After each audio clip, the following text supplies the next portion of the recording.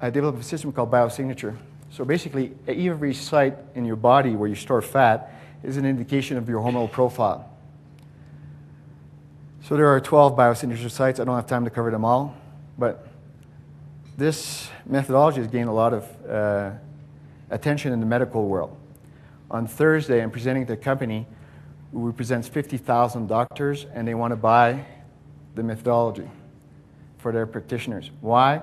Because if I put somebody on a nutritional protocol, the hormones will improve as the body site specific to that hormone will change. The androgen site, there's two. There's the pectoral and the triceps. How much fat you have on your pecs, okay, is an indication of how much your testosterone aromatizes to estrogen.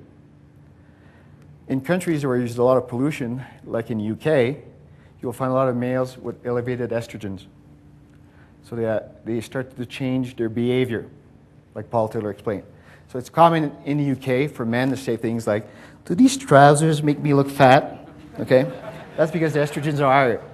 No, it's the fat that makes you look fat, okay? The triceps are a reflection of how male you are. So the leaner your tricep is, the higher your testosterone is, okay? You will never, ever see a female, no matter how lean she gets, that will go below 6 millimeters on the triceps. Unless she shaves her back. Or it's from East Germany. I don't know if you remember, in 1975, the East German girls were like all jacked. They looked like Conan. So the American journalist said to the East German coach, don't you find your girls are muscular? And they didn't know at the time the girls were just popping anabolic steroids like vitamins. So the East German coach answered, we came here to swim, not to sing. Okay? So, different ratios. So we use the triceps as the mother skinfold, and in our software, we compare the triceps to all other sites. And for example, the ratio between your umbilical fat and your tricep fat tells me how well you will respond to training, and it tells me if you are overtraining. The subscapular site is basically the heart attack site. We just finished a study with Dr. Mark Houston at Vanderbilt University at the Hypertension Institute.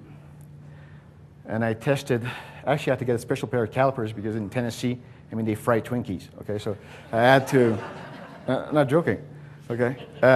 And what we could find is that the subscapular skinfold will predict the big three of heart disease. Dyslipidemia, which is the ratio between your blood fats, hypertension, and insulin resistance. It also is what we call the genetic tolerance test for carbohydrate. So if your skinfold in the upper back is very low, you're what I call a carbohydrate bitch. Okay? That means you can eat as many carbs as you want, it will be hard to get fat. But if your subscapular skinfold is elevated naturally, that's part of your genetics, you should be on a Paleolithic type of diet. So you should eat like a caveman. One of the best things I've heard from Paul Chek is, if you're going to be a nutritionist, you should be able to teach in your underwear. Okay? And one thing you would see, if they enforced that at nutritional convention, no one would teach. Okay? So the thing is that you got to apply what you know about nutrition.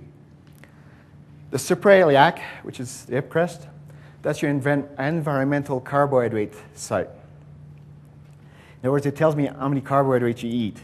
So that's directly related to your diet.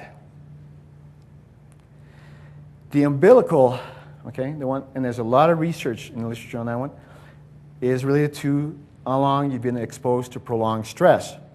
It's a marker of overtraining, and it actually can be high despite a low overall body fat.